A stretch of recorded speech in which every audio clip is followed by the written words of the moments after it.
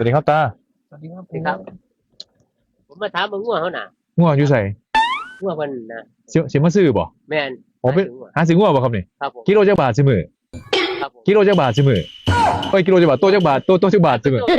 โตจักบาทการแรกทุกวันก็ขายได้อยู่เพราะว่าพวกเวียดนามลงมาซื้อโอ้หาเกี่ยวมาบ่แล้วเรามันจังไดครับมันคือว่าเขาให้ตัวแบบใดเขาตีจังไดนี่ก็ผมก็บอกว่าถึงเพื่อนหัวหน้าบ่มันเบิ่งตัวมันจะสิบ่ถ้าเอาถ้ามันใหญ่ๆเนี่ยมันฮอดเท่าใด10,000 20,000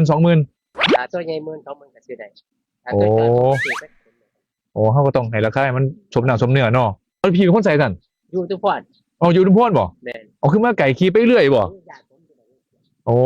เอาขี่ได้เฮาก็ค่อยเอารถใหญ่มาคนเอาบ่แม่นให้เบิ่งวัดแหน่ตำบลสำโรงไปทางไหนสำโรงสมมุติก็เอาทุกพอดไปออกไปทางไหนครับทางไอ้ราศีสมปอยแม่สำโรง ร้านนี้บ่ บัดคนจนอืมได้ล่ะเอาลงไปเก็บไว้ทำอยู่บ้านพี่น้องบ้านเนี่ยอ๋อเจ้านี่ให้สปอนเซอร์คนหนึงที่รถจะได้มีแห้ง ครับขอบคุณครับหัวหน้าครับผมสวัสดีครับ สู้ชีวิตจะได้มีแรงขับรถมันหาหมูมันใส่มันได้เต็มรถนะมันครับพี่ครับผมโอเคครับ